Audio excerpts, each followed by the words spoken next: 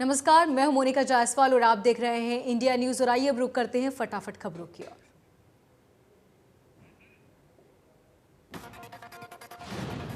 देश में कोरोना के मामलों में 3 सकारात्मक रिपोर्ट दर्ज हुए। पिछले 24 घंटे में सबसे ज्यादा रिकवरी, 3 लाख के नीचे केस और एक्टिव मरीजों की संख्या में रिकॉर्ड की कमी। वहीं मौत का आंकड़ा बढ़ा।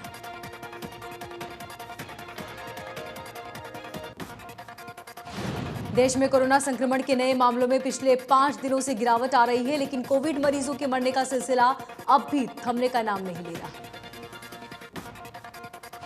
पिछले 24 घंटे में देश में संक्रमण के 2,62,000 से ज्यादा मामले सामने आए, जबकि 4,334 मरीजों की मौत हुई। 4,22,000 से ज्यादा मरीज ठीक हुए।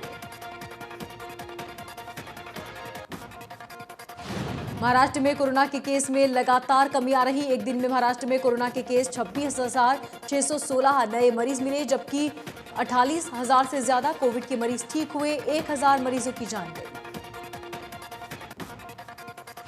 दिल्ली में 24 घंटे में 4,000 से ज्यादा केस मिले। 340 मरीजों ने दम तोड़ा। दिल्ली में अब तक 56,000 से ज्यादा एक्टिव केस। आंध्र प्रदेश में पिछले 24 घंटे में 18,561 नए मामले सामने आए। 109 लोगों की मौत हुई। पॉजिटिव मामलों की संख्या 14 लाख के पार पहुंची। कोरोना वायरस के साथ देश की जंग के साथ देने के लिए तैयार किए गए 2DG दवा को लॉन्च किया गया है। केंद्रीय स्वास्थ्य मंत्री और हर्षवर्धन और रक्षा मंत्री राजनाथ सिंह ने दवा को लॉन्च किया। स्वास्थ्य मंत्री ने बताया कि जो भी मरीज ज्यादा गंभीर है उन्हें दवा नहीं दी जाएगी, लेकिन जिनके अंदर कोरोना का संक्रमण तेजी से बढ़ रहा है उन्हें दवा देनी शुरू कर दी जाएगी।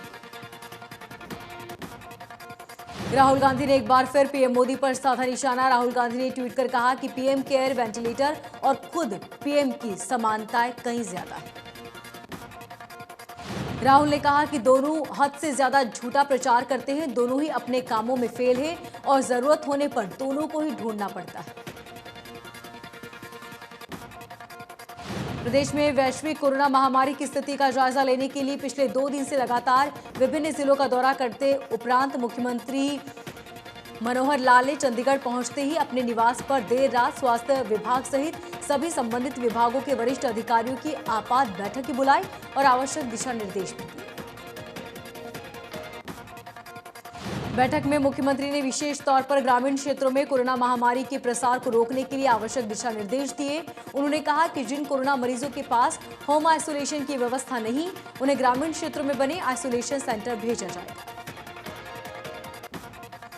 सीएम ने यह भी निर्देश दिए कि सभी पंचायतें अपने गांव में बने आइसोलेशन सेंटर में सभी प्रकार जैसे कि बेड, खाने पीने की उचित व्यवस्था कराएं। उन्होंने कहा कि होम आइसोलेशन में रहने वाले मरीजों को विशेष तौर पर तैयार की गई होम आइसोलेशन किट भी तुरंत दी जाए। किरण चौधरी ने ट्वीट कर साधा निशाना। समुद्र किनारे का कचरा नजर आया, गंगा किनारे की लाशें नजर नहीं आई। आसिफ हत्याकांड को लेकर राज्यसभा सांसद दीपेंद्र हुड्डा का ट्वीट। सीएम से की मामले में सीबीआई जांच और फास्ट ट्रैक कोर्ट से मांग चलाने की मांग। वहीं ट्वीट कर सीएम ने भी निष्पक्ष जांच का भरोसा दिया। कांग्रेस पार्टी की तरफ से सेवा समर्पण अभियान के दूसरे चरण के बरवाला के उकलाना हलके में शुरुआत की गई। कांग्रेस नेता रणदीप सुरजेवाला ने पार्टी के कार्यकर्ताओं के साथ मिलकर अस्पतालों में डॉक्टर्स की पीपीई किट, सोशल के साथ ही सैनिटाइजर की और मास्क भी बांटे। इस दौरान रणदीप सुरजेवाला ने बताया कि कांग्रेस तीसरे चरण में जरूरतमंदों तक ऑक्सीजन सिलेंडर पहुंचाएंगे। फरीदाबाद के मेट्रो हॉस्पिटल में 100 बेड कोरोना संक्रमित मरीजों के लिए शुरू किया गया। हॉस्पिटल में 100 बेड की शुरुआत हरियाणा के मुख्यमंत्री मनोहर लाल द्वारा वीडियो कॉन्फ्रेंसिंग के जरिए की गई। मुख्यमंत्री मनोहर लाल ने कहा कि अभी हम कोरोना की दूसरी लहर के लिए लड़ाई लड़ रहे हैं और जल्द ही इस लड़ाई में हम जीतेंगे। प्रदेश में कई ऐसे हॉस्पिटल हैं जिन्होंने अपने हॉस्पिटल में अपने मरीजों के लिए बेड बढ़ाए हैं। कोरोना जैसी महामारी से जीतने के लिए इन सभी व्यवस्थाओं को आने वाले समय में बढ़ाई गई संख्या में लाया जाएगा। परिवहन मंत्री मूलचंद शर्मा ने भी कहा कि ये वो दौर है जिसमें सभी को मिलकर साथ चलने की बहुत जरूरत है। आज जिस हॉस्पिटल ने 100 बेड की शुरुआत करके एक सहयोग किया है, उसका हम धन्यवाद देते हैं।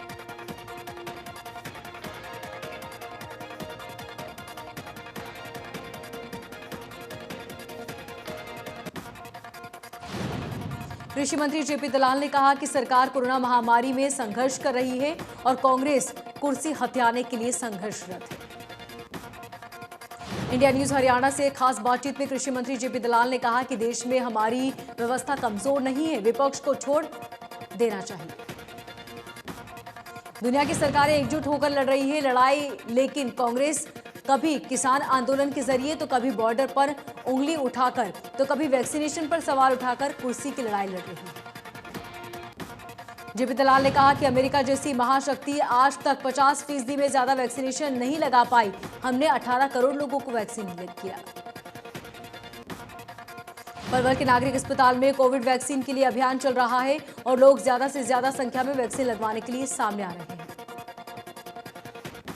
लोगों को वैक्सीन लगवाने के लिए के पास सेंटर पर मिलने से परेशानी का सामना करना पड़ रहा है। वैक्सीन की प्रोसेस जल्द पूरी करने में जुटा है प्रशासन। स्वास्थ्य मंत्री अनिल विज द्वारा राज्य में ब्लैक फंगस को अधिसूचित रोग घोषित कर दिया गया। पंचकुला में भी ब्लैक फंगस का पहला मामला सामने आया। पंचकुला की सीएमओ डॉक्टर जसजीत कौर ने इसकी पुष्टि करते हुए बताया कि प्राइवेट अस्पताल में ब्लैक फंगस के एक मरीज को नोटिस किया गया है, उस मरीज को रेफर कर दिया गया है।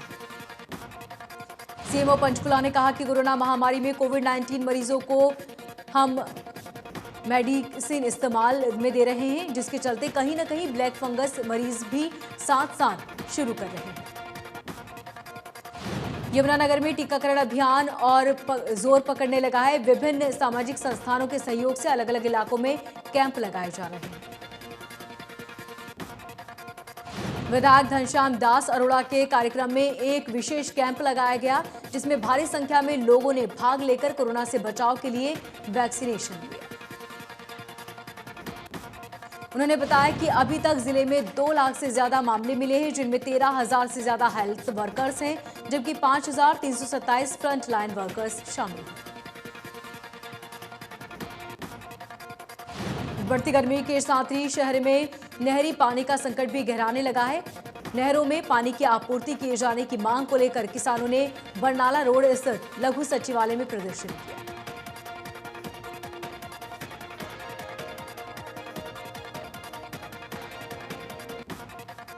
प्रदर्शनकारी किसानों का कहना है कि गर्मी से मौसम में नहरों में मात्र 7 से 8 दिन तक पानी की सप्लाई की जा रही है। उन्होंने कहा कि आज भारतीय किसान यूनियन चधुड़ी ने बैनर तले किसानों ने प्रदर्शन कर ज्ञापन दिया।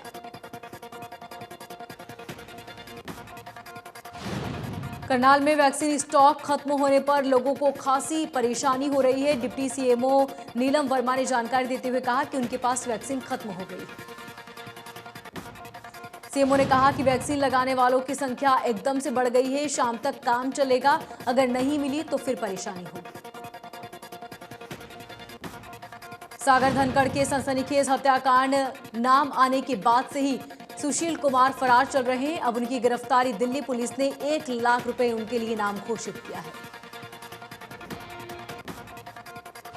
फरार सुशील पहलवान के खिलाफ गैर जमानती वारंट भी जारी कर दिया गया है। इससे पहले ही उनके खिलाफ लुकआउट नोटिस भी जारी किया गया है।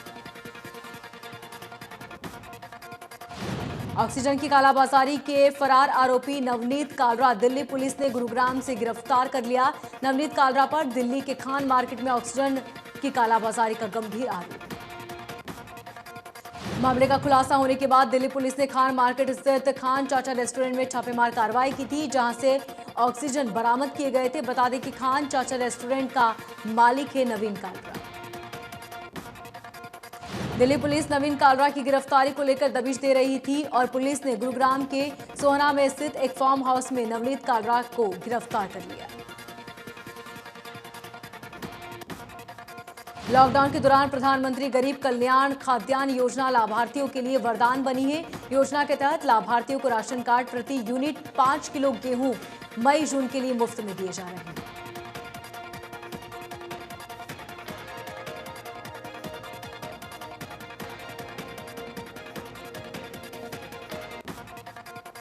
रादौर में हजारों कार्ड धारकों को इस योजना का लाभ मिल रहा है। रादौर सहायक खाद्य आपूर्ति विभाग के निरीक्षक रोशन लाल सैनी ने बताया कि इस योजना का लाभ लोगों को मिल रहा है। कोरोना के चलते लगाए गए लॉकडाउन के कारण ज्यादातर काम धंधे बंद पड़े हैं, जिससे सबसे ज्यादा प्रभावित एक दिन काम करने वाले परिवारों को हो रहा है। प्रदेश में शहरों के साथ ग्रामीण इलाकों में भी कोरोना का संक्रमण दर में अब तेजी आई है, लेकिन कोरोना को काबू करने के लिए प्रशासन भी पूरी तरह से तैयार है। अंबाला में संक्रमण की वजह से अस्पतालों में बेड की संख्या कम हुई तो प्रशासन ने अब ग्रामीण इलाकों में स्कूलों को आइसोलेट सेंटर बनाना शुरू कर दिया। तेपला गांव में स्थित एक स्कूल को स्वास्थ्य विभाग ने 23 बेड के आइसोलेशन सेंटर में तब्दील कर दिया गया है। जरूरत पड़ने पर किसी भी मरीज को यहां पर शिफ्ट किया जा सकता है।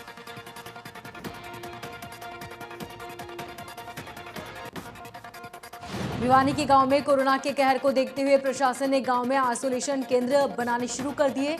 अधिक मरीज आने पर गांव के स्कूलों और अन्य सार्वजनिक जगहों पर बनाए जा रहे हैं आइसोलेशन सेंटर।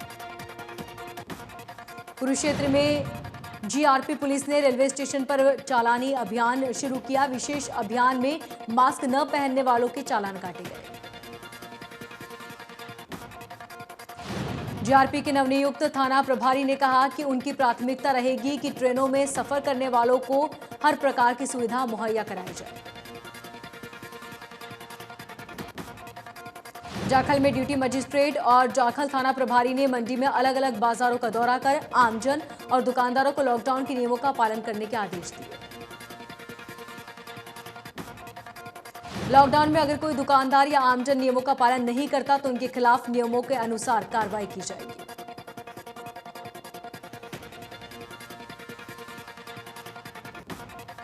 हिसार में हुई घटना का मामला दिल्ली तक पहुंचा। मुख्यमंत्री मनोहर लाल ने केंद्रीय गृह मंत्री अमित शाह से मुलाकात की। दिल्ली में हुई बैठक के दौरान बीजेपी अध्यक्ष जेपी नड्डा भी मौजूद रहे। मुख्यमंत्री ने हिसार की घटना को लेकर केंद्रीय गृह मंत्री के साथ चर्चा की तो कोरोना से निपटने के लिए रणनीति पर भी मंथन हुआ। हिसार रेंज के आईजी राकेश आर्य सिविल अस्पताल पहुंचे। आईजी ने इलाज करवा रहे घायल पुलिस कर्मियों का हालचाल जाना। रविवार को सीएम मनोहर लाल के जाने के बाद हिसार में 500 बेड के अस्पताल के उद्घाटन के विरोध में करने वाले पुलिस के साथ झड़प हुई थी, जिसमें 20 पुलिसकर्मी घायल हुए थे। इस मौके पर आईजी राकेश आर्य ने किसानों से हुए समझौते के बावजूद भी 42 किसान आंदोलनकारियों पर केस दर्ज करते हुए 107, 151 के तहत मुकदमा दर्ज किया। कोरोना संकट और लॉकडाउन के बीच भी अवैध धंधों की भरमार है। सोनीपत पुलिस ने अवैध शराब का भंडाफोड़ किया। पुलिस ने NH 44 पर 460 पेटी अंग्रेजी शराब से भरा ट्रक बरामद किया है। शराब की पेटियों पर हिमाचल प्रदेश का मार्क लगा हुआ था। बताया जा रहा है कि शराब की सप्लाई अरुणाचल प्रदेश से की गई थी।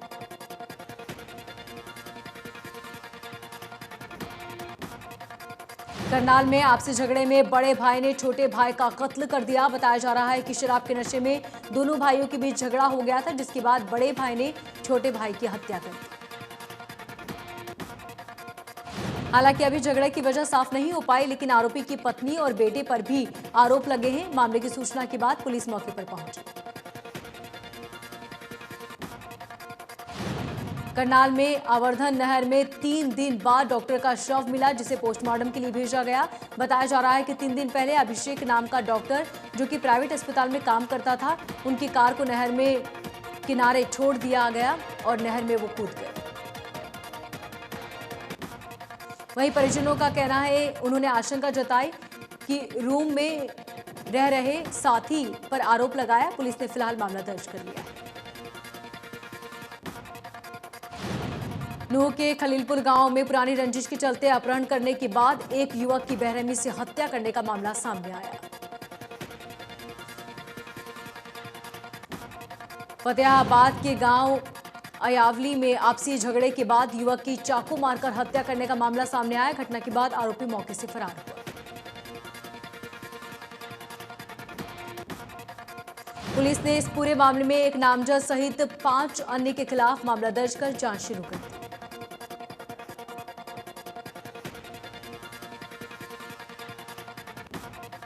कोरोना की दूसरी लहर के दौरान कोरोना महामारी पांव पसार रही है। कोरोना के खिलाफ इस लड़ाई में पूर्व केंद्रीय मंत्री विनोद शर्मा द्वारा पंडित केदारनाथ शर्मा अस्पताल एवं वेंटिलेटर सेंटर की तरफ से सैनिटाइज कार्य जोर शोर से चल रहा है।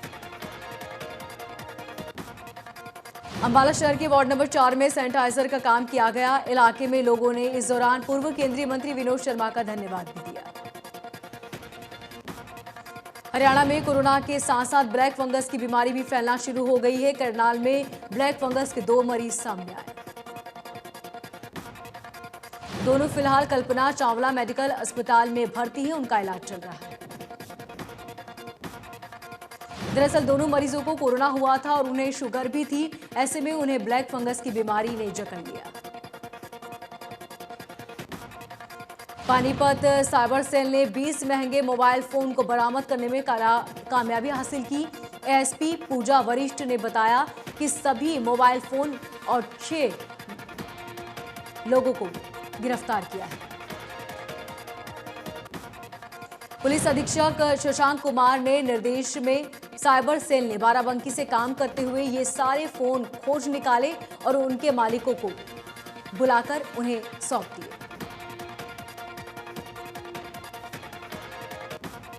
मोबाइल फोन पाने वाले लोगों ने खोए हुए फोन की शिकायत पोर्टल पर और साइबर सेल में दर्ज कराई थी। उन्हें पूरी उम्मीद थी कि साइबर पुलिस उन्हें जरूर उनके फोन निकाल लेगी।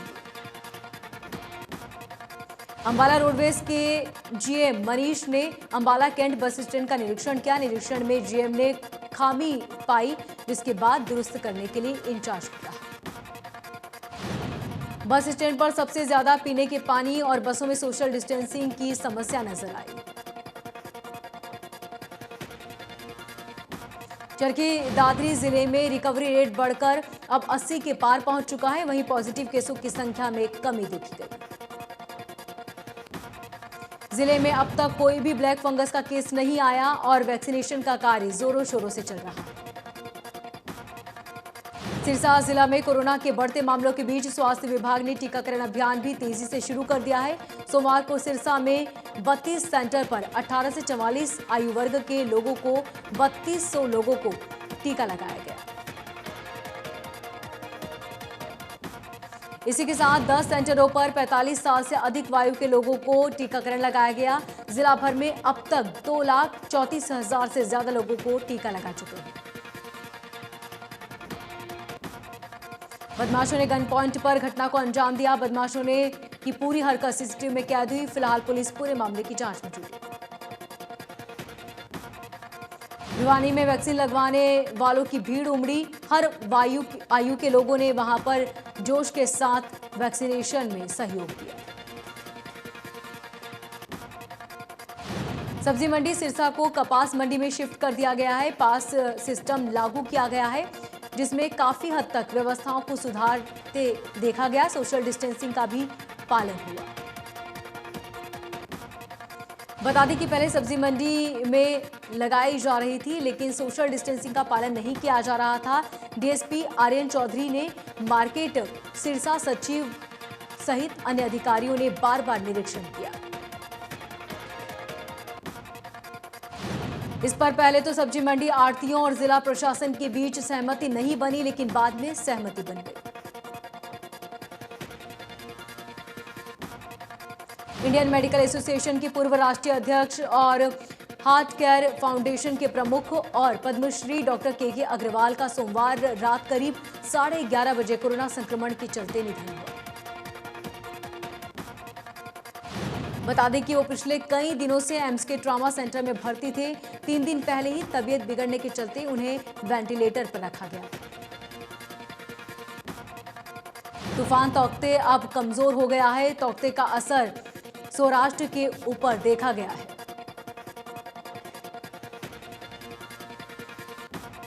भारतीय मौसम विज्ञान विभाग ने कहा कि अत्यंत भीषण चक्रवाती तूफान तौकते की लैंडफॉल प्रोसेस में सौराष्ट्र के गुजरात तट से रात करीब 9 बजे टकराया।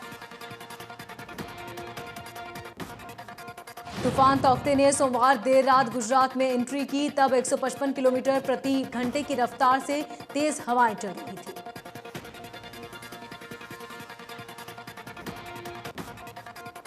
चक्रवाती तूफान ने अमरेली, सोमनाथ, भावनगर जिले में अधिक प्रभावित है। अहमदाबाद और पाटन में बारिश हुई रही है और कई दिनों से बारिश की संभावना भी है। तौकते तूफान अब पूरी तरह से गुजरात के करीब 11 जिलों में और अपनी जद में ले चुका है, लेकिन अब तूफान कमजोर होता नजर आ रहा है।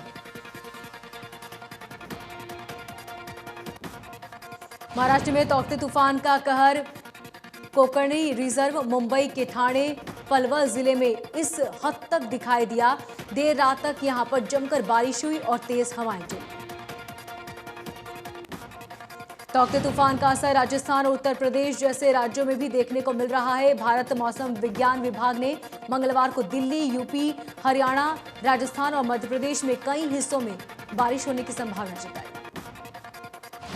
आईएमडी के अनुसार तौकते के चलते मध्य प्रदेश में नमी आ रही है, जिसके कारण प्रदेश में विभिन्न हिस्सों में बारिश होने के साथ साथ तेज हवाएं चल रही हैं।